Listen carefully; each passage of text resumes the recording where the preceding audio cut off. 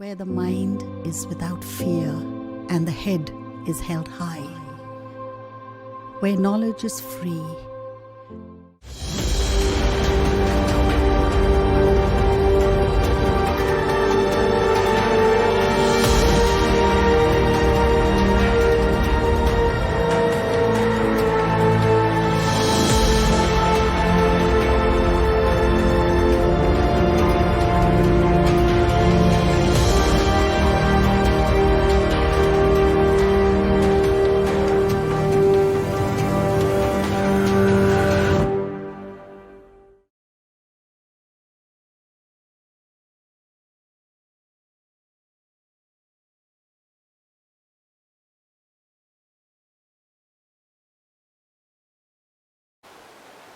আজকে আমরা সংকরায়ন হাইব্রিডাইজেশন শুরু করব।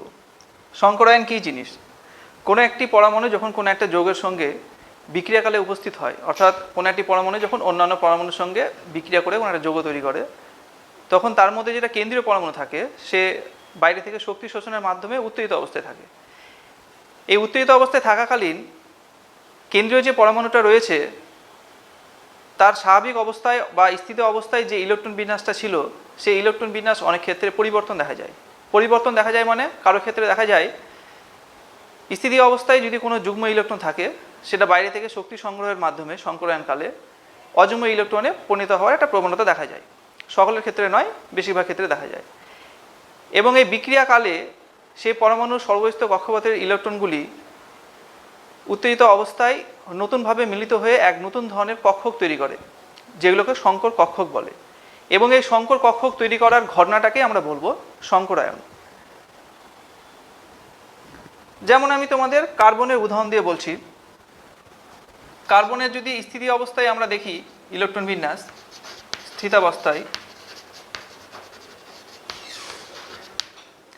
তাহলে ইলেকট্রন বিন্যাসটা এমন পাবো 1s2 2s2 2p2। অর্থাৎ এটাকে যদি আমি ভেঙে দিই তাহলে সর্ববহিস্থ কক্ষপথের ইলেকট্রন বিন্যাসটাকে শুধু দেখাচ্ছি, তাহলে আমরা দেখতে পাচ্ছি 2s কক্ষকে যুগ্ম ইলেকট্রন রয়েছে একটি, এক জোড়া যুগ্ম ইলেকট্রন 2s এ রয়েছে, এবং 2px আর 2py অরবিটালে একটি করে অযুগ্ম ইলেকট্রন রয়েছে, আর 2pzটা ফাঁকা আছে। কিন্তু যখন বাইরে থেকে শক্তি সংগ্রহ করছে তখন এই কার্বনটা আর তার যে যুগ্ম ইলেকট্রন 2s কক্ষকে আছে তার যুগ্ম ইলেকট্রনটা অযুগ্ম হয়ে গিয়ে একটা 2pz-এ প্রবেশ করে। অর্থাৎ এখানে কার্বন তার 4টি অযুগ্ম ইলেকট্রন তথা সমযোজ্যতা 4 দেখায়। তাহলে শক্তি সংগ্রহ করার পর তাহলে কার্বনের ইলেকট্রন বিন্যাসটা এমন হবে,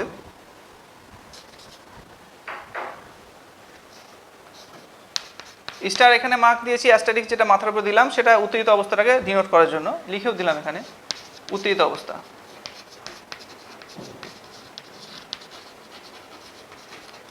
তখন ইলেকট্রন বিন্যাসটা সর্ববহিস্থ কক্ষপথে শুধু আঁকছি আমি, তাহলে এমন হবে।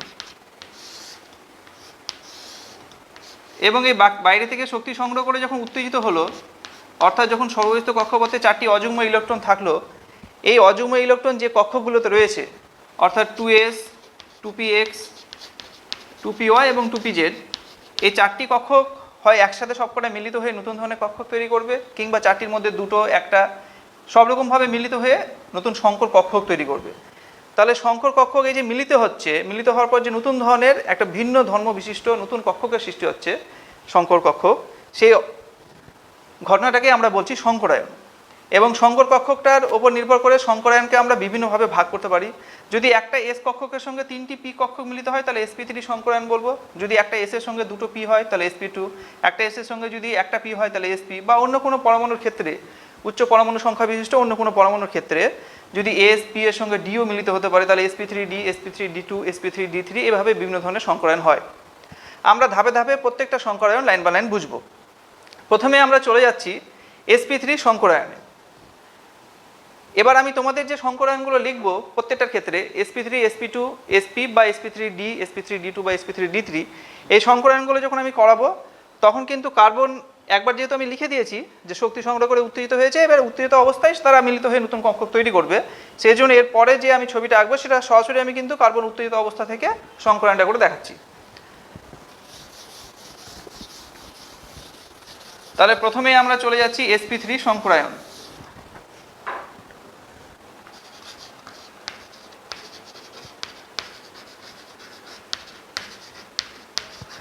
নামটা দেখো sp3, অর্থাৎ একটা এস কক্ষক এবং 3টি পি কক্ষকের মিলিত হওয়ার ফলে নতুন ধরনের কক্ষক তৈরি হয়ে যদি হয় সংকর কক্ষক, তাকে আমরা প্রত্যেকটা সংকর কক্ষকে বলবো sp3 সংকর কক্ষক।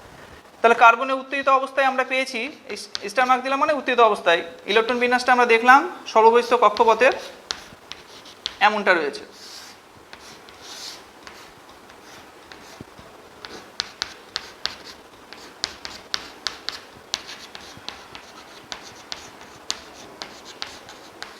এবার sp3 বলেছি মানে একটা এস আর 3টে পি এখানে মিলিত হবে, তাহলে সবকটাই যদি মিলিত হয়ে যায় তাহলে এই সবকটা মিলিত হয়ে গিয়ে আবার নতুন ধরনের 4টা কক্ষক তৈরি করবে, তাকে আমরা বলবো sp3 সংকর কক্ষক। তাহলে এখানে sp3 যদি সংকরায়ন হয় তাহলে কিন্তু আর বিশুদ্ধ এস আর বিশুদ্ধ পি বলে আর কিছু থাকবে না, সবকটা একসাথে মিলিত হয়ে আবার 4 ভাগে ভাগ হয়ে 4টা সংকর কক্ষক তৈরি হবে, এবং এই সংকর কক্ষকগুলোর প্রত্যেকটাকে আমরা বলবো sp3 সংকর কক্ষক, এবং এদের শক্তিমাত্রা একই হবে। অর্থাৎ এই sp3 গুলো কিন্তু বিশুদ্ধ এসও চৈত্র বিশিষ্ট নয়, পিও নয়, এদের একটা মিক্সচার সংকর। তাহলে প্রত্যেকটা এই ঘরগুলোকে এবার আমরা কক্ষগুলোকে সংকর কক্ষগুলোকে আমরা sp3 বলবো, প্রত্যেকটাকে বলবো sp3। এবং এখানে কটা ইলেকট্রন থাকবে হুন্ডের সূত্র অনুসারে আমরা পরপর লিখবো। টোটাল 4টা মিশ্রণ হয়েছে, তাহলে একটা করে দেবো, তারপরে যদি বেশি থাকতো তাহলে আবার পুনরায় একটা করে বিপরীত অভিমুখ করে লিখতাম। তাহলে sp3 এই হলো সংকরায়ন। এবার sp3 সংকর কক্ষকের ছবি কেমন হবে? এস এর পিকচার আমরা দেখেছি এর আগের আলোচনাতে, পি এর দেখেছি, ডি এর দেখেছি, কিন্তু সংকর কক্ষকের ছবিগুলো কেমন হবে সেগুলো লিখছি। যদি sp3 সংকরায়ন হয় তাহলে sp3 সংকরায়ন হওয়ার ফলে যে sp3 সংকর কক্ষগুলো তৈরি হবে সেটা অনেকটা এরকম টাইপের হবে।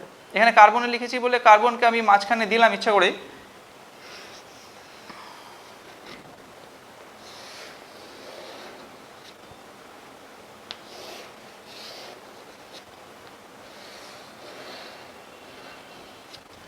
অর্থাৎ এখানে মাঝে কিন্তু কার্বন আছে, আর এই প্রত্যেকটা লোভ হলো এক একটা sp3 সংকর কক্ষক।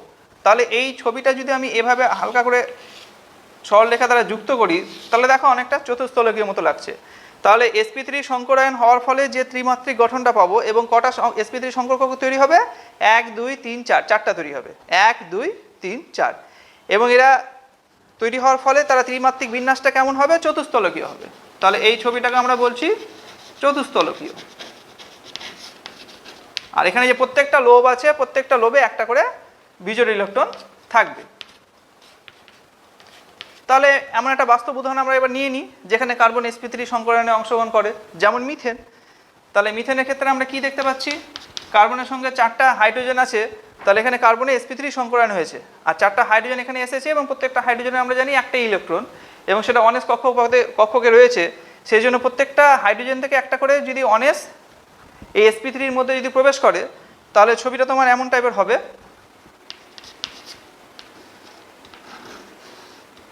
এটা হলো এর 4টা sp3 সংকর কক্ষক, আর প্রত্যেকটাতে একটা করে অনেস রয়েছে, প্রত্যেকটা হাইড্রোজেন থেকে একটা করে অনেস এসেছে। তাহলে এই হলো তোমাদের মিথেন অণুর ত্রিমাত্রিক ছবি, যেটাকে আমরা চতুস্তলকীয় বলেছি। এবং এখানে sp3 এস সিগমা বন্ধনটা রয়েছে মিথেন অণুর মধ্যে। তাহলে এই হলো sp3 সংকরায়ন, অর্থাৎ একটা এস এবং 3টে পি মিলিত হওয়ার ফলে যে সংকর কক্ষক তৈরি হয় তাকে আমরা বলছি sp3 সংকর কক্ষক, এবং তার ত্রিমাত্রিক বিন্যাসটা হবে এমন টাইপের, এবং যার নামটা আমরা দিয়েছি চতুস্তলকীয়। এবং এখানে বন্ধন কোণের মান, এই যে কোণগুলো রয়েছে, অর্থাৎ এই যে বন্ধন কোণ রয়েছে এটাকে যদি আমরা এইভাবে ডিনোট করে দিই তাহলে এই বন্ধন কোণের মানটা হবে 109 ডিগ্রি 28 মিনিট। ঠিক আছে, এবার চলে যাচ্ছি sp2 সংকরায়ন। কার্বন উত্তেজিতটা রেখে দিচ্ছি কারণ এখান থেকে সবকটা আসবে, sp3 sp2 বা sp তিনটা এখান থেকে দেখানো যাবে বলে এটা আমি রেখে দিলাম।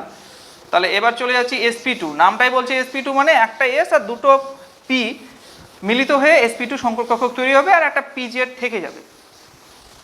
তাহলে sp2 যদি সংকরায়ন করি তাহলে আমরা কি বলছি? 2s এর সঙ্গে, মানে একটা s এর সঙ্গে দুটো p মিলিত হবে, তাহলে এই অবধি মিলিত হবে, আর এটা একটা বিশুদ্ধ পারমাণবিক 2pz কক্ষক কিন্তু থেকে যাচ্ছে। তাহলে মিলিত হওয়ার ফলে তাহলে কেমন টাইপের পিকচারটা হবে? তাহলে sp2 যদি সংকরায়ন হয় তাহলে এবার হেডিংটা তোমরা চেঞ্জ করে নাও, এবার লিখে দাও sp2 সংকরায়ন। তাহলে sp2 সংকরায়ন হওয়ার ফলে কটা সংকর কক্ষক তৈরি হবে? মনে রাখতে হবে যতগুলো পারমাণবিক কক্ষকের মিলন ঘটে ততগুলি সংকর কক্ষক তৈরি হয়। তাহলে একটা এস এবং দুটো পি এর মিলনে যেহেতু sp2 তৈরি হচ্ছে সংকরায়ন, সেই জন্য এখানে 3টি sp2 সংকর কক্ষক তৈরি হবে। তাহলে এই হলো তোমাদের 3টে sp2 সংকর কক্ষক।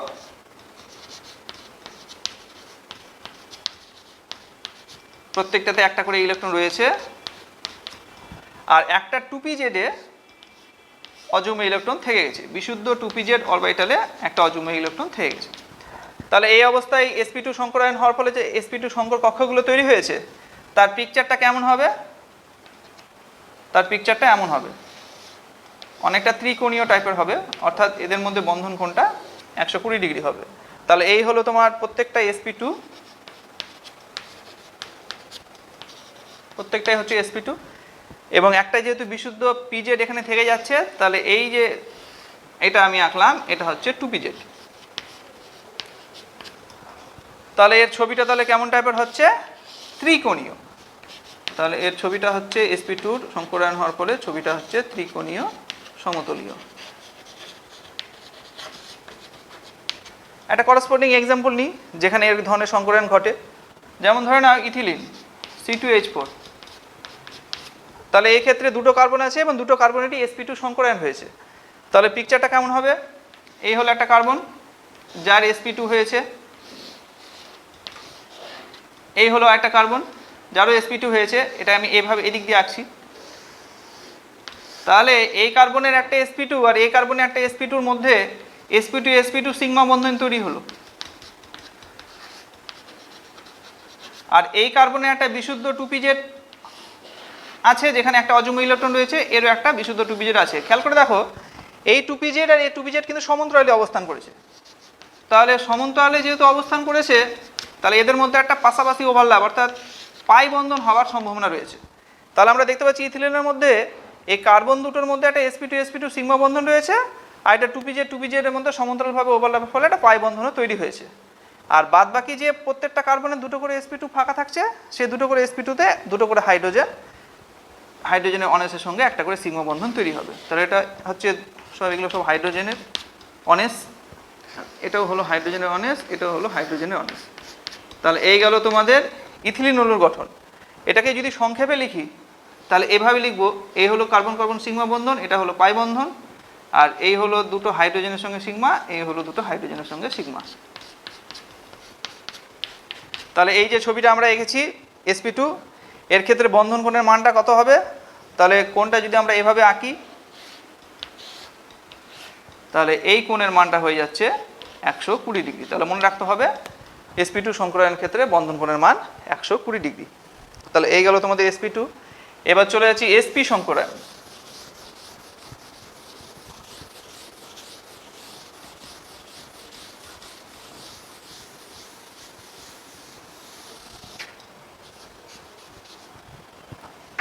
এবার যেহেতু বলছি sp সংকরায়ন, তাহলে একটা s এর সঙ্গে একটা p কিন্তু এবার ওভারল্যাপ করবে। তাহলে একটা s এর সঙ্গে একটা p মিশ্রণ হবে, মিশ্রণ হয়ে দুটো সংকর কক্ষক তৈরি করবে, আর বাকি কিন্তু দুটো 2py এবং 2pz বিশুদ্ধ পারমাণবিক কক্ষক থেকে যাবে।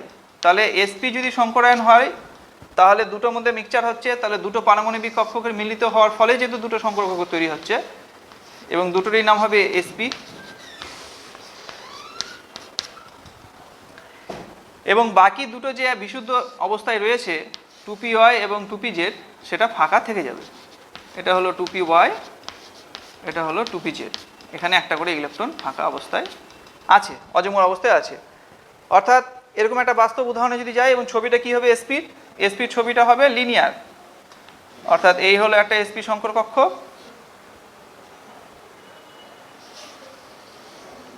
এই হলো একটা sp সংকর কক্ষ। তাহলে এটা ছবিটা লিনিয়ার হচ্ছে, অর্থাৎ এর মধ্যে বন্ধন কোণটা কিন্তু 180 ডিগ্রি হবে। তাহলে sp সংকরায়নের ফলে বন্ধন কোণটা 180 ডিগ্রি। তাহলে একটা করসপন্ডিং এক্সাম্পলে যাই।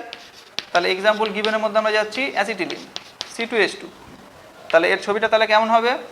এই হলো একটা কার্বন, তার এই হলো দুটো sp সংকর কক্ষক, এই হলো আরেকটা কার্বন যার দুটো sp সংকর কক্ষক, এই কার্বনে একটা বিশুদ্ধ 2pz আছে ফাঁকা, একটা 2py ফাঁকা আছে। এই কার্বনের একটা বিশুদ্ধ 2pz ফাঁকা আছে, একটা 2py ফাঁকা আছে। তাহলে এটা হচ্ছে 2pz, এটা 2py, এটা 2pz, এটা 2py, এটা ড্যাশ দিয়ে দিলাম যাতে বোঝা যায় এটা অন্য কার্বনের আছে। তাহলে এই হলো তোমার sp sp সিগমা বন্ধন, এবং এই দুটো পাশাপাশির মধ্যে একটা পাই বন্ধন হওয়ার সম্ভাবনা আছে প্যারালাল ওভারল্যাপের ফলে, এবং দুটো 2py এর মধ্যে আবার প্যারালাল ওভারল্যাপের ফলে একটা পাই বন্ধন হওয়ার সম্ভাবনা রয়েছে। তাহলে পিকচারটা তাহলে কেমন হবে যদি সরলরেখা দিয়ে দেখায়?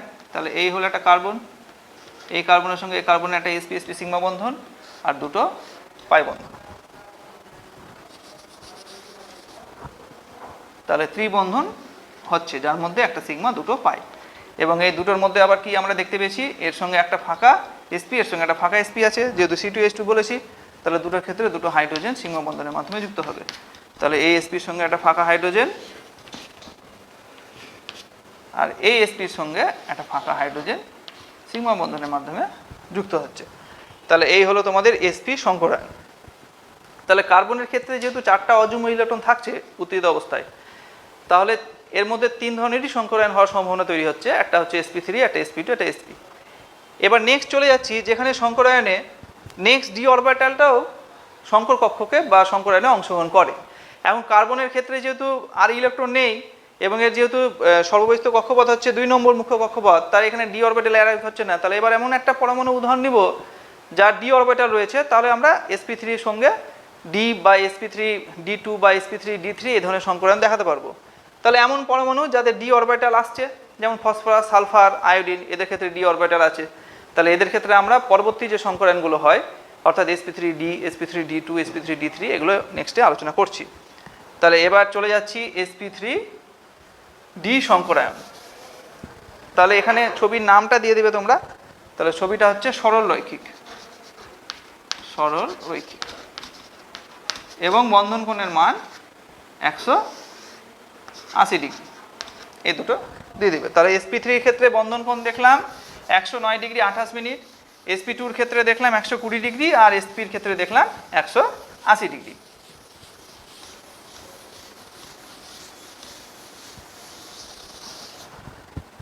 এবার নেক্সট চলে যাচ্ছি sp3d। এমন একটা উদাহরণ নিই যে মৌলের পরমাণুর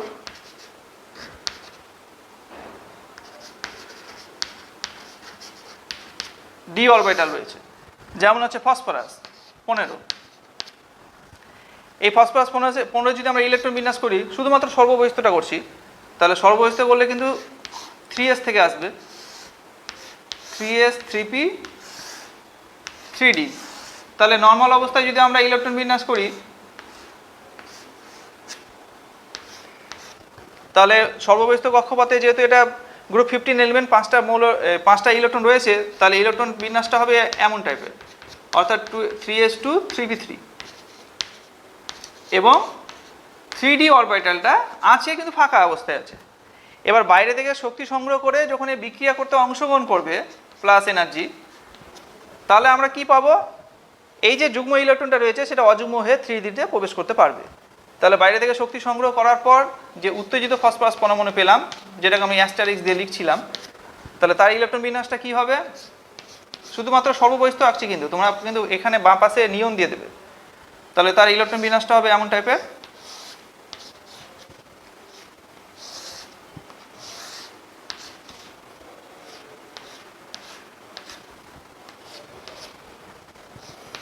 থ্রি এস ওয়ান, এগুলো সবকটাতে একটা করে চলে গেল। তাহলে এই হলো 3s, এটা হলো 3p, এটা হলো 3d। তাহলে এবার খেয়াল করে দেখো 5টা অযুগ্ম ইলেকট্রন কিন্তু এবার আমরা দেখতে পাচ্ছি। তাহলে একটা s, 3টা p এবং একটা d, এরা কিন্তু পরস্পর মিলিত হয়ে sp3d সংকরায়ন, যেটা আমি লিখেছি সেটা তৈরি করতে পারবে। তাহলে এবার তাহলে sp3d সংকরায়ন যখন হবে তখন ইলেকট্রন বিন্যাসটা কেমন হবে? তাহলে লিখছি আমরা সংকরায়নটা sp3d, তাহলে একটা s, 3টা p আর একটা d এসে সংকরায়নে অংশগ্রহণ করবে। তাহলে এবার যেহেতু 5টা পারমাণবিক কক্ষক সংকরায়নে অংশগ্রহণ করছে, তাহলে 5টা সংকর কক্ষক তৈরি হবে এবং প্রত্যেকটাই হবে sp3d সংকর কক্ষক। তাহলে এগুলো প্রত্যেকটাই কিন্তু sp3d সংকর কক্ষক।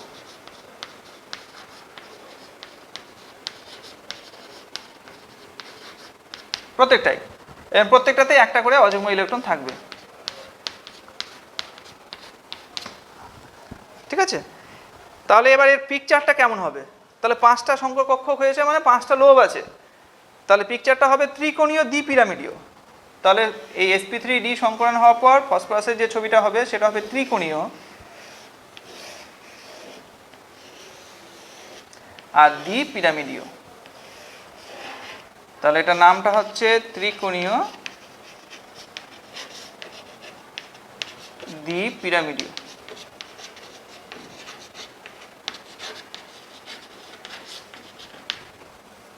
এভাবে যদি আমরা আঁকি তাহলে এই হবে তোমার পিকচার। তাহলে এই যে ত্রিকোণীয় হচ্ছে আর দ্বিপিরামিডীয় হচ্ছে, তাহলে এখানে দুই ধরনের বন্ধন কোণ হতে পারে।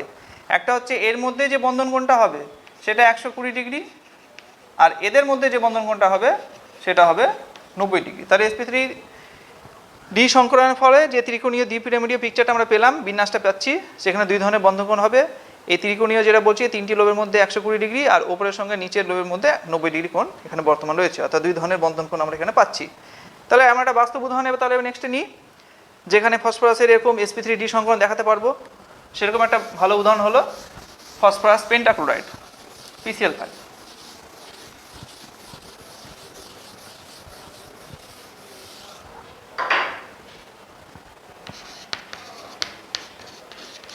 PCl5 এখানে খেয়াল করে দেখো, ফসফরাস যখন সংকরণ অবস্থায় ইলেকট্রন বিন্যাসটা করেছিল সেটা আরেকবার এখানে এক সাইডে লিখে দিচ্ছি। 5টা sp3d তৈরি হয়েছে সংকরণ হওয়ার পর, এবং 4টা ডি এখানে বিশুদ্ধ অবস্থায় থেকে গেছে, যদিও সেখানে কোনো ইলেকট্রন নেই। তাহলে এগুলো প্রত্যেকটা হলো sp3d, এগুলো প্রত্যেকটি হলো কিন্তু sp3d।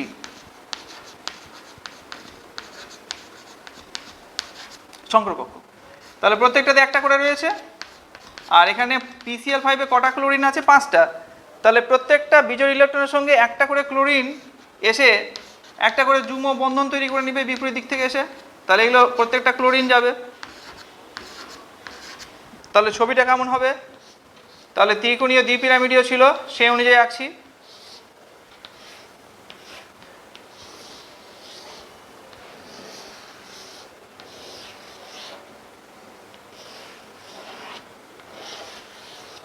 এই হলো ফসফরাসের 5টা sp3d সংকর কক্ষ, এবং প্রত্যেকটার সঙ্গে একটা করে ক্লোরিন আসবে, এবং ক্লোরিনের p অরবিটাল যেহেতু আসছে, তাহলে প্রত্যেকটা ক্লোরিনের p অরবিটাল আসলে এই ক্লোরিনের p অরবিটালের সঙ্গে ফসফরাসের sp3d সংকর কক্ষকের একটা সিগমা বন্ধন তৈরি হচ্ছে। তাহলে এইভাবে 5টা ক্লোরিন আছে, 5টা আর আমি আর এইভাবে দিচ্ছি না, ছবিটা এই হয়ে যাবে বলে, তাহলে প্রত্যেকটাতে একটা করে কিন্তু ক্লোরিনের p অরবিটাল এসেছে, ঠিক যেমন এইভাবে দেখিয়েছি। এইভাবে তোমরা আঁকবে। তাহলে এটাকে যদি আমি সংক্ষেপে আঁকি তাহলে কি হবে ছবিটা? এই গেল ক্লোরিন, এই গেল ক্লোরিন, এবং এই বন্ধন কোণটাকে বলেছিলাম 120 ডিগ্রি, আর এই যে উপর আর নিচে যে ক্লোরিন আছে, এই ক্লোরিন আর এই ক্লোরিনের মধ্যে বন্ধন কোণটা হচ্ছে 90 ডিগ্রি। তাহলে এই গেল তোমাদের ফসফরাস পেন্টাক্লোরাইডের ত্রিমাত্রিক বিন্যাস। এবার নেক্সট চলে যাচ্ছি sp3d2 সংকরায়ন। তাহলে যখন বলবো sp3d2 সংকরায়ন, তাহলে দুটো ডি, একটা এস, 3টে পি অংশগ্রহণ করছে। তো খেয়াল করে দেখো, ফসফরাসের কেন্দ্রে কিন্তু টোটাল 5টাই অযুগ্ম ইলেকট্রন রয়েছে, এর বাইরেতে ইলেকট্রন নেই। তাহলে এর বাইরে যদি ইলেকট্রন না থাকে, তাহলে এখানে আরেকটা দিতে যদি ইলেকট্রন না থাকে, তাহলে তো d2 হওয়ার সম্ভাবনা নেই। সেই জন্য আমরা মৌলটা চেঞ্জ করে যাচ্ছি, নেক্সট হায়ার এলিমেন্ট যেটা রয়েছে সালফারের একটা যৌগের ক্ষেত্রে দেখাচ্ছি, যেমন SF6। তাহলে এবার চলে যাচ্ছি sp3d2 সংকরায়ন।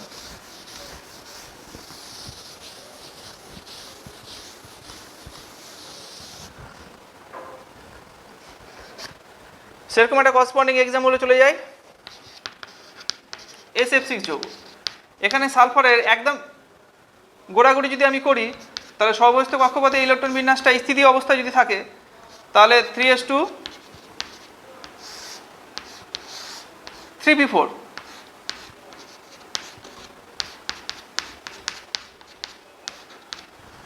আর 3d-টা পুরোপুরি ফাঁকা আছে।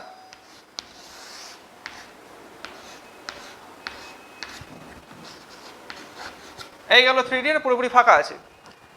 তাহলে এবার যেহেতু sp3d2 দেখাবো, তাহলে বাইরে থেকে শক্তি সংগ্রহ করে সে sp3d2 হবে, এবং এই যে দুটো অযুগ্ম ইলেকট্রন যুগ্ম ইলেকট্রন রয়েছে একটা 3px একটা 3s অরবিটালে, তাহলে সেই দুটো অযুগ্ম থেকে দুটো ইলেকট্রন আবার দ্বিতে চলে গিয়ে টোটাল 6খানা অযুগ্ম ইলেকট্রন তৈরি করে নেবে। তাহলে বাইরে থেকে যখন শক্তি সংগ্রহ করবে দিয়ে উত্তেজিত হবে সালফার, অর্থাৎ রাসায়নিক বিক্রিয়াকালে যে কোনো পরমাণু উত্তেজিত হয় কেন্দ্রমূল, তাহলে উত্তেজিত অবস্থায় সালফারের ইলেকট্রন বিন্যাসটা যখন হবে তখন আমরা দেখতে পাচ্ছি এটা।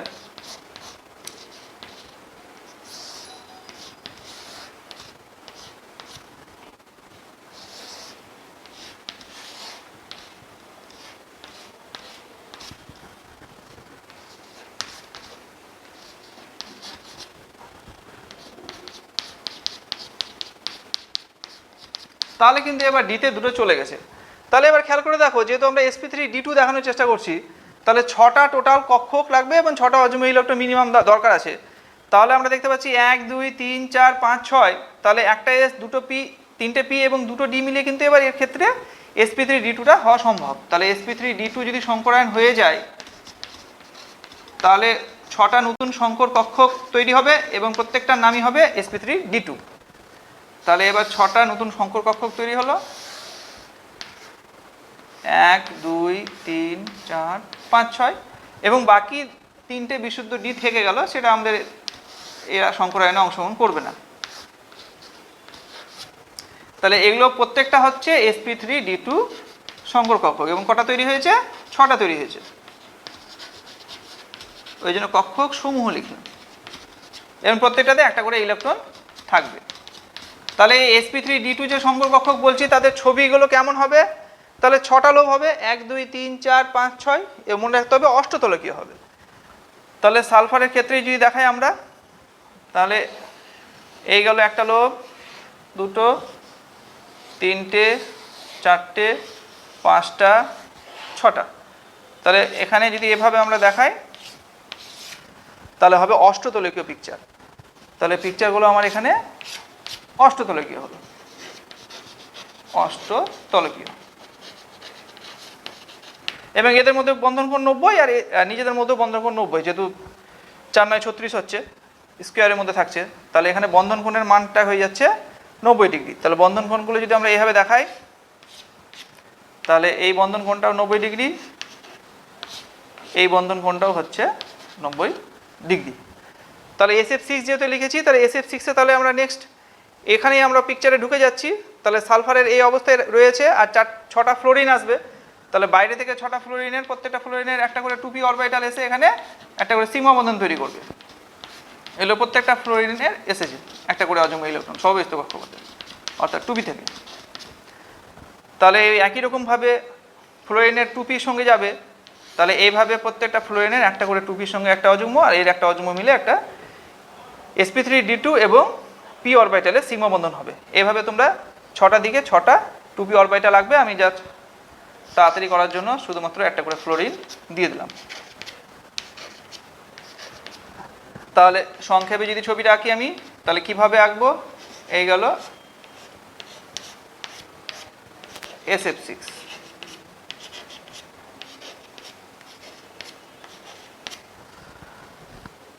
এবার সর্বলাস্ট sp3d3 সংকরায়ন দেখাবো, যেটা তোমাদের সিলেবাসে এটাই এই অবধি আছে, sp3d3।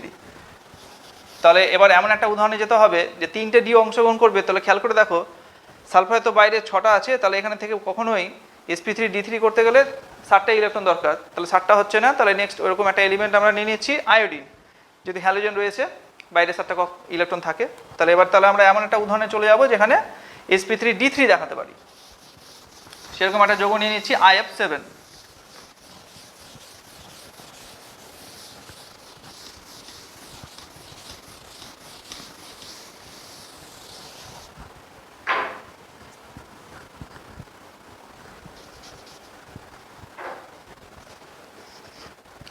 এক্সাম্পল গিভেন হচ্ছে IF7। তাহলে ওই একই রকমভাবে আয়োডিনের যদি সর্বস্থ কক্ষপথে ইলেকট্রন বিন্যাস দেখায় তাহলে এমন হবে 5s2 5p5, 1 2 3 4 5, আর 5dটা পুরোপুরি ফাঁকা অবস্থায় থাকবে।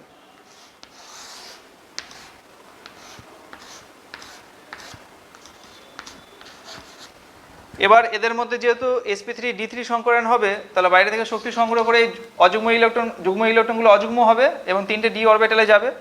তাহলে বাইরে থেকে শক্তি সংগ্রহ করে এই উত্তেজিত আয়োডিনের ইলেকট্রন বিন্যাসটা হবে।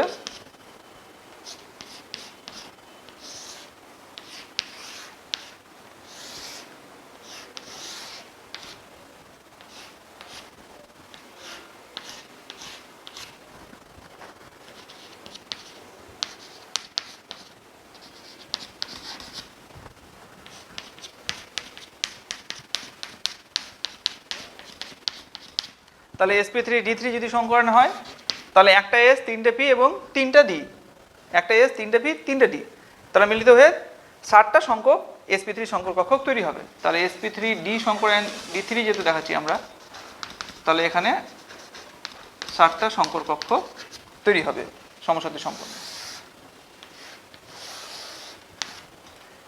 1 2 3 4 5 6 7 আর বাদ বাকি দুটো ডি এখানে থেকে যাচ্ছে 5D বিশুদ্ধ, এবং এগুলো সবকটাই হলো sp3d3 সংকর কক্ষ।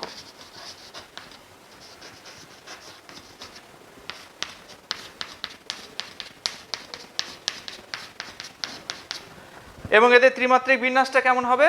পঞ্চকোণীয় দ্বিপিরামিডীয়। তাহলে এটা যদি আমরা আয়োডিন আঁকি তাহলে পঞ্চকোণ, তাহলে এই হলো পঞ্চকোণ,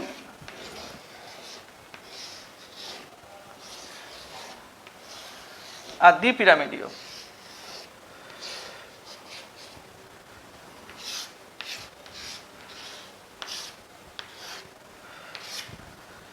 এই গেল তোমাদের sp3d3, তার নাম হলো পঞ্চকোণীয় দ্বিপিরামিডীয়।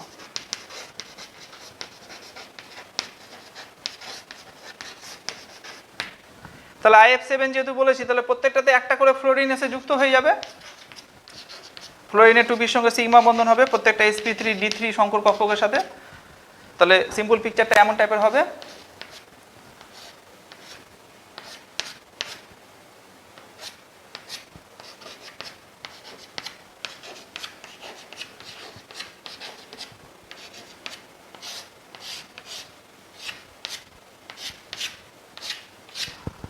এই গেল তোমাদের পঞ্চকোণীয় দ্বিপিরামিডীয় পিকচার।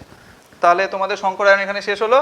আমরা কি কি জানলাম? sp3, sp2, sp, sp3d, sp3d2, sp3d3 সংকরায়ন। তাহলে এবার নেক্সট আলোচনাতে চলে যাচ্ছি।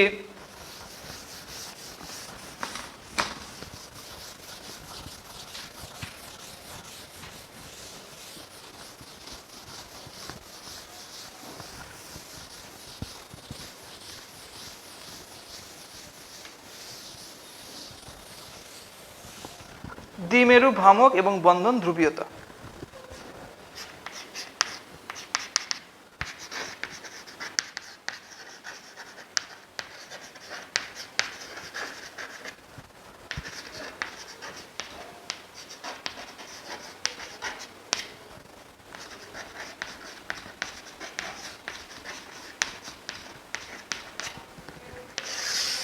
প্রথমে এই যে সমযোজী বন্ধন বলছি সেটা দুই ধরনের হতে পারে, একটা ধ্রুবীয় একটা অধ্রুবীয়। যেমন ধ্রুবীয় সমযোজী বন্ধনের যদি আমরা উদাহরণ নিই, তাহলে এমন একটা বন্ধন নিতে হবে যেখানে গঠনকারী দুটো পরমাণুর মধ্যে তড়িৎ ঋণাত্মকতার পার্থক্য রয়েছে। অর্থাৎ যেমন ধরে নাও HCl, আমরা জানি হাইড্রোজেন এবং ক্লোরিনের মধ্যে ক্লোরিনের তড়িৎ ঋণাত্মকতা বেশি, তাহলে ক্লোরিন কি করবে? বন্ধনে ইলেকট্রন জোড়কে নিজের দিকে টানবে, ফলে এখানে একটা আংশিক ঋণাত্মক কেন্দ্র এবং এখানে একটা ধনাত্মক কেন্দ্র হাইড্রোজেনের মাঝে তৈরি হচ্ছে। তাহলে এখানে দুটো বিপরীত কেন্দ্র যেহেতু তৈরি হচ্ছে, বিপরীত আধানযুক্ত কেন্দ্র তৈরি হচ্ছে, সেই জন্য এই অণুটাকে আমরা বলবো ধ্রুবীয় অণু। একই রকমভাবে জলের ক্ষেত্রেও যেহেতু এখানে অক্সিজেন হাইড্রোজেনের থেকে বেশি তড়িৎ ঋণাত্মক, তাহলে এই বন্ধনেও কিন্তু অক্সিজেন মাইনাস ডেল্টা এবং হাইড্রোজেন প্লাস ডেল্টা আকারে তৈরি হচ্ছে।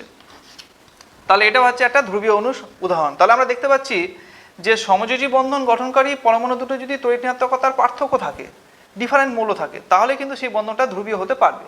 তবে এমন অনেক উদাহরণ আছে যেখানে এরকম অবস্থা থাকা সত্ত্বেও কিন্তু অধ্রুবীয়তা দেখায়, সেটা আমি পরবর্তীকালে ব্যতিক্রম হিসেবে আলোচনা করব।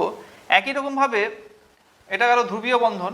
আর অধ্রুবীয় যদি উদাহরণ আমরা নিই, অধ্রুবীয় বন্ধনের। তাহলে এখানে সবচেয়ে সোজা উদাহরণ হচ্ছে এমন আমরা বন্ধন দেখাবো যেখানে দুটো পরমাণু একই আছে, যেমন ধরে নাও হাইড্রোজেন, অক্সিজেন ইত্যাদি।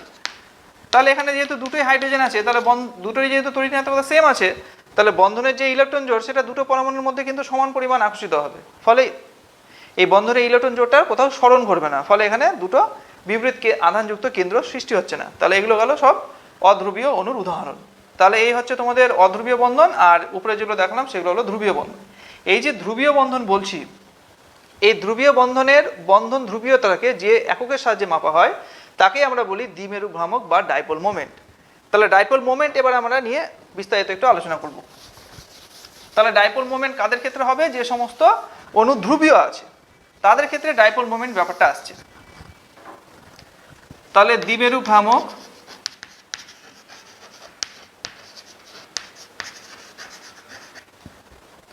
বা ডাইপোল মোমেন্ট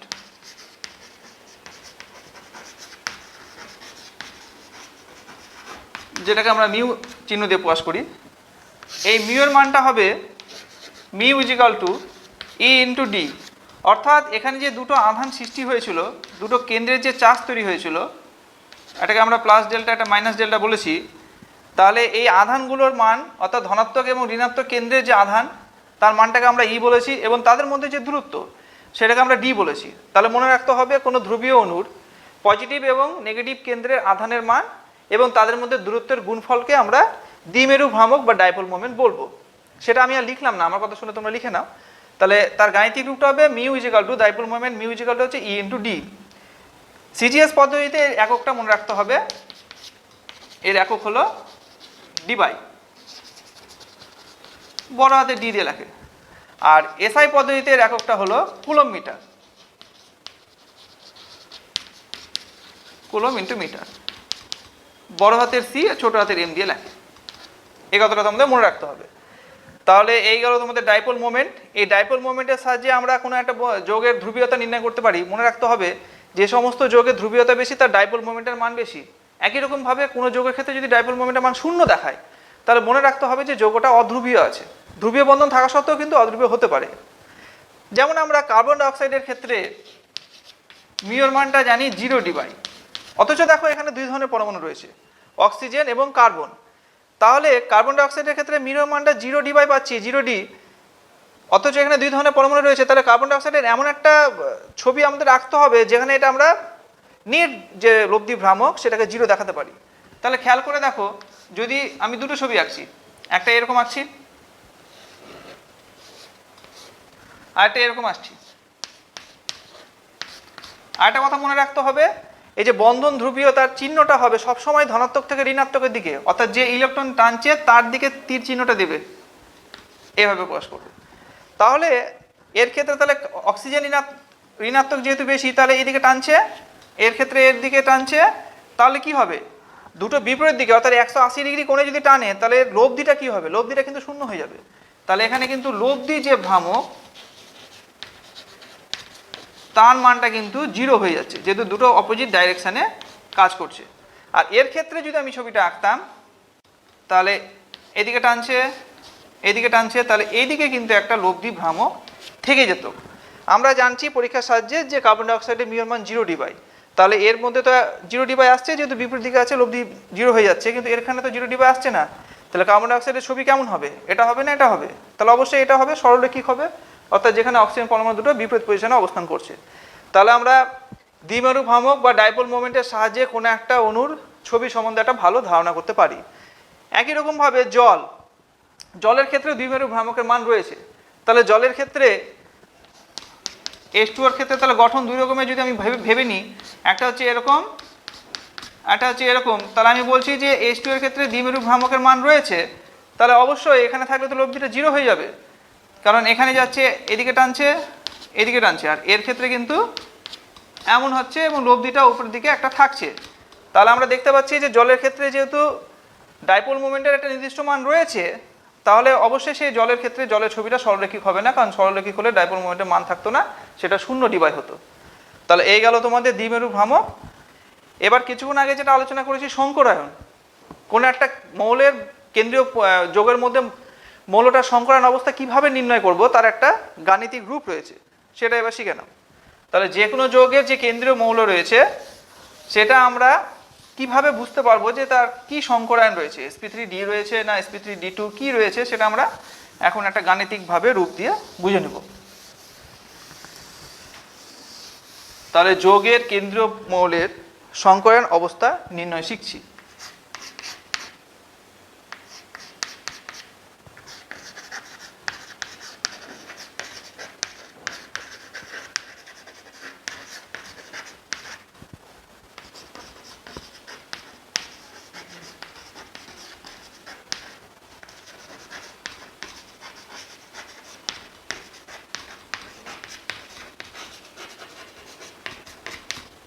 এটাকে আমরা এইচ দিয়ে লিখছি।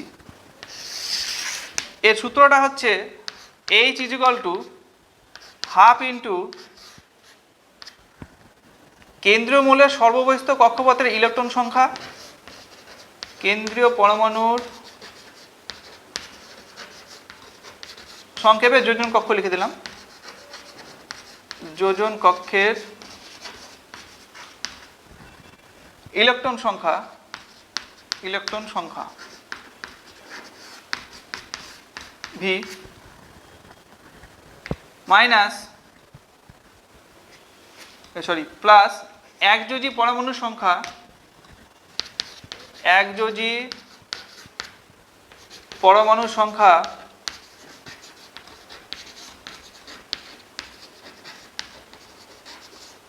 যেটাকে আমরা এক্স দিয়ে লিখছি, মাইনাস ক্যাটায়নের আধান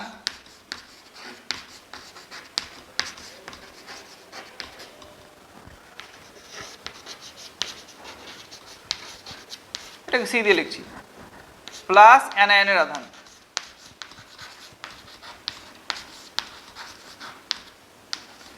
তাহলে এর সাহায্যে আমরা কোন একটা যৌগের হোক বা আয়নের হোক, যৌগের বা আয়নের বা মূলকের কেন্দ্রীয় পরমাণুর সংকরায়ন অবস্থা নির্ণয় করতে সহজেই পেরে যাব। কোনো কিছু ইলেকট্রন বিন্যাস ছাড়াই আমরা এই সূত্রের সাহায্যে সহজেই বলে দিতে পারবো।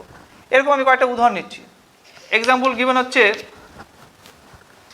প্রথমে নিয়ে নিচ্ছি, ধরে নাও CH4 মিথেন।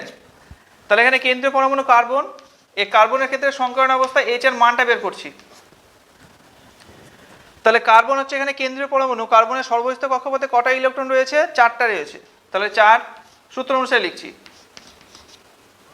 হাফ ইন্টু 4, কটা একযোজী পরমাণু রয়েছে? 4টা রয়েছে, প্লাস 4, এখানে কোনো ক্যাটায়নের আধানও নাই, অ্যানায়নের আধানও নাই, তাহলে -0 প্লাস 0। তাহলে এটা যদি ক্যালকুলেশন করি তাহলে 4 আর 4 8, 8কে 2 দিয়ে ভাগ করলে 4 হয়। তাহলে এইচ এর মান 4, তাহলে এইচ এর মান যদি 4 বেরোয় তাহলে বুঝে নিতে হবে sp3 সংকরায়ন রয়েছে, কারণ একটা এস 3টা পি, 1 + 3 = 4 হচ্ছে।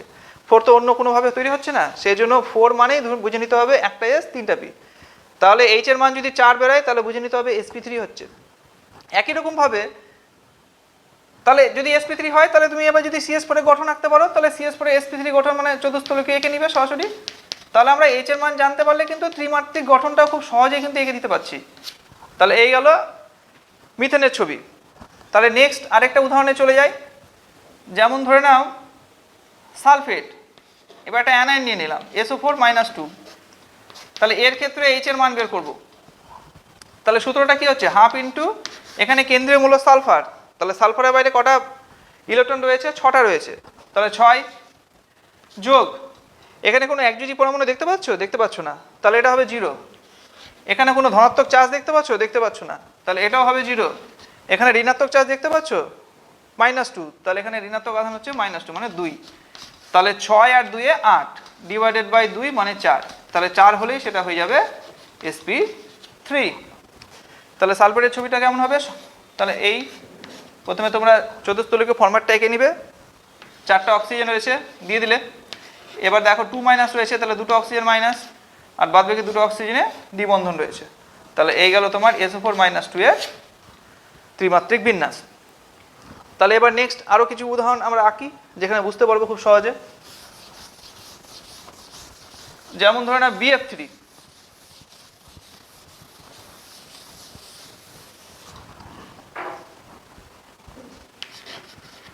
BF3 এখানে কেন্দ্রীয় মৌল হচ্ছে বোরন, তাহলে বোরনের বাইরে কটা ইলেকট্রন রয়েছে? 3টে। কটা একযোজী পরমাণু রয়েছে? 3টে।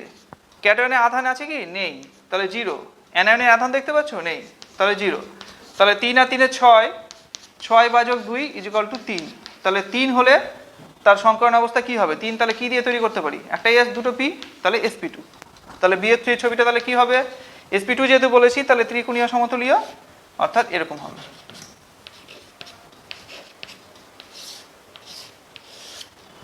এই গেল তোমাদের BF3 এর ছবি।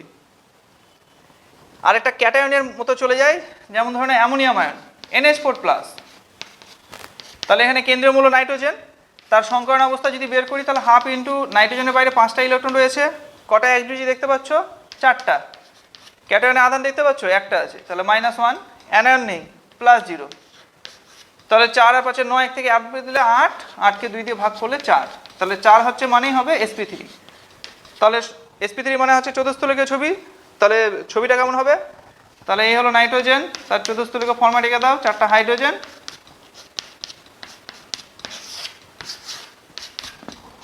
এই গেল তোমার অ্যামোনিয়াম আয়নের ছবি। তাহলে আমরা দেখতে পাচ্ছি যে H এর যে মান, সে মানটা বসিয়ে কিন্তু আমরা সহজেই বলে দিতে পারবো sp3 হবে না sp2 হবে না কি হবে। তাহলে তার একটা ছকও দিয়ে দিচ্ছি। আমরা জেনে ফেলেছি অলরেডি যে H এর যে মানটা পাবো সেটাকে আমরা sp এবং d কে ব্যবহার করে সে মানটা মিলাতে হবে। যদি H এর মান 4 হয় তাহলে একটা S 3টা P, যদি 3 হয় একটা S দুটো P, যদি 2 হয় একটা S একটা P। তাহলে এইভাবে ভেবে আমাদের সংকলন করবো এবং তার ত্রিমাত্রিক ছবি আঁকবো। তাহলে এবার একটা জাস্ট আমি একটা ছক দিয়ে দিচ্ছি। সেই ছকটা হচ্ছে H এর মান থেকে কিভাবে বুঝবো আমরা যে তার কি সংকরণ আছে, এবং সংকরণ হলো তো আমরা কিছুক্ষণ আগে জানলামই তার কি ছবি হবে, সেটাও বুঝে নেব।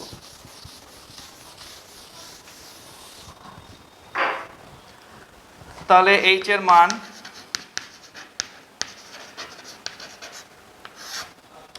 সংকর আয়ন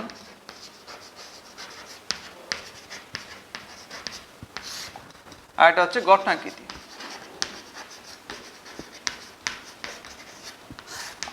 তাহলে H এর মান যদি 2 হয় সংকরণ হবে sp, গঠনাকৃতি হবে সরলরৈখিক।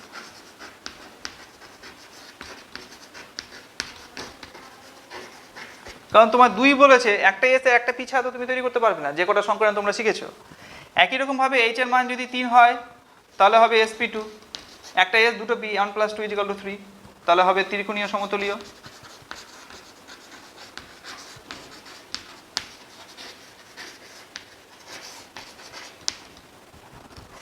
H এর মান যদি 4 হয় তাহলে হবে sp3, চতুস্থলকীয়।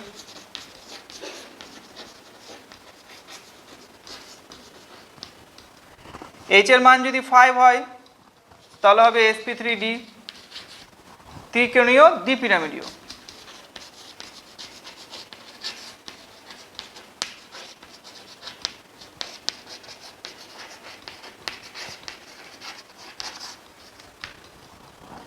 H এর মান যদি 6 হয় তাহলে হবে sp3d2, অষ্টতলকীয়।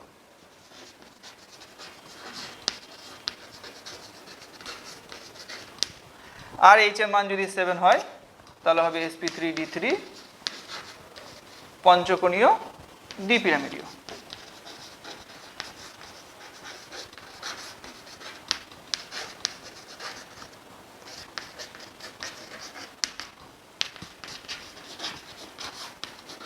তাহলে H এর মান নির্ণয় করে আমরা যে কোনো যৌগের কেন্দ্রীয় মৌলের যে পরমাণু তার সংকরণ অবস্থা বলে দিতে পারছি। আর যদি তার সংকরণ অবস্থা বলে দেয় তাহলে পুরো যৌগটারই ত্রিমাত্রিক গঠন খুব সহজে এঁকে দিতে পারবে।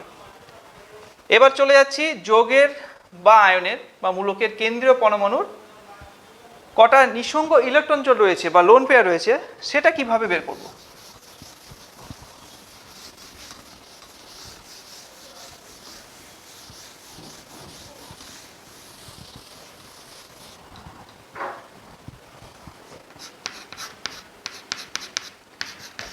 নিঃসঙ্গ ইলেকট্রন জোড়ের সংখ্যা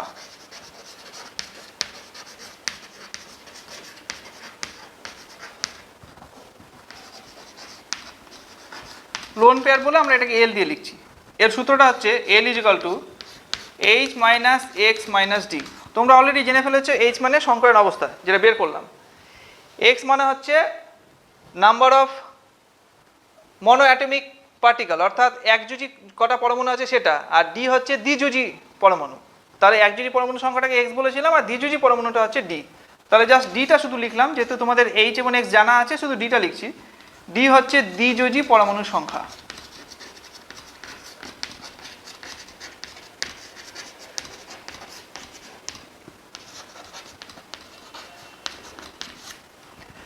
তাহলে অ্যাজ পার এক্সাম্পল আমি দুটো নিচ্ছি, একটা অ্যামোনিয়া। দেখবো যে এখানে কেন্দ্রীয় মৌলে যে নাইট্রোজেন রয়েছে তার কটা যুগ্ম ইলেকট্রন রয়েছে, মানে নিঃসঙ্গ ইলেকট্রন জোড় রয়েছে। তাহলে এখানে সূত্রটা তাহলে কি হচ্ছে, নাইট্রোজেনের ক্ষেত্রে এর মানটা কত বেরোবে। তাহলে অ্যামোনিয়ার ক্ষেত্রে প্রথমে সংকরণ অবস্থা এইচটা ডিটারমাইন করতে হবে।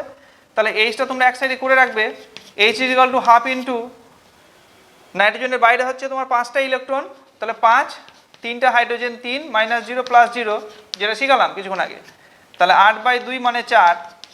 তাহলে এটা রাফে এখানে করে নিবে। তাহলে এখানে এল ইজ ইকুয়াল টু হচ্ছে 4 মাইনাস কটা একযোজি পরমাণু রয়েছে 3টে, কটা দ্বিযোজি রয়েছে একটাও নেই, তার মানে 0। তাহলে 4 থেকে 3 বাদ দিলে 1 হবে। তাহলে দেখতে পাচ্ছি অ্যামোনিয়া নাইট্রোজেনের একটা নিঃসঙ্গ ইলেকট্রন জোড় রয়েছে। তাহলে আমরা এই জন্য নাইট্রোজেনে এখানে এক জোড়া নিঃসঙ্গ ইলেকট্রন জোড় দিই। এবং যেহেতু এইচ এর মানটা এখানে আমরা 4 লিখেছি, তাহলে সংকরণটা হবে কি চতুস্থলকীয়। তাহলে চতুস্থলকীয় টাইপের লিখবে তোমরা, এরকম হওয়ার কথা। এই গেল তোমাদের 3টা হাইড্রোজেন, আর এখানে এক জোড়া নিঃসঙ্গ ইলেকট্রন জোড় রয়েছে। তাহলে এই যে নিঃসঙ্গ ইলেকট্রন জোড় রয়েছে সেটা পরমাণুর তুলনায় কম স্থান দখল করে থাকছে, সেই জন্য আপাত দৃষ্টিতে ছবিটা হয়ে যাবে পিরামিডীয়, চতুস্থলকীয় না লিখে। একই রকমভাবে যদি জলের ক্ষেত্রে যাই, তো খানিকক্ষণ আগে আমরা জলের ক্ষেত্রে এইচ এর মানটা কিন্তু আমরা 4 বের করেছি। তাহলে এল এর মানটা কত হবে, H minus x minus D. তাহলে 4 - 2, এখানে যে দ্বিযোজি পরমাণুর সংখ্যা কটা আছে, একটা আছে না, দ্বিযোজি পরমাণু নেই, দুটোই হাইড্রোজেন। তাহলে এটাও 0 আছে, তাহলে দুটো। তাহলে জলের ক্ষেত্রে দেখছি কেন্দ্রীয় মৌল অক্সিজেনে দুটো লোন পেয়ার রয়েছে। তাহলে জলের ছবিটা হবে কিছুক্ষণ আগে আমরা দেখেছি, এখানে হচ্ছে এক জোড়া নিঃসঙ্গ ইলেকট্রন জোড়, এখানে হচ্ছে এক জোড়া নিঃসঙ্গ ইলেকট্রন জোড়। এই দুটো যদি আমরা দেখতে পাচ্ছি না, তাহলে ভি শেপ হচ্ছে, ভি শেপটাই। তাহলে এই গেল তোমাদের যে কোনো যৌগের কেন্দ্রীয় মৌলের পরমাণুর সংকরণ অবস্থা নির্ণয় এবং তার মধ্যে কতটা নিঃসঙ্গ ইলেকট্রন জোড় রয়েছে সেটা নির্ণয়। এবার শেষ টপিকসটা শুধুমাত্র মুখে বলে দিচ্ছি, সেটা হচ্ছে তড়িৎ ঋণাত্মকতা। আজকের এটা শেষ আলোচনা।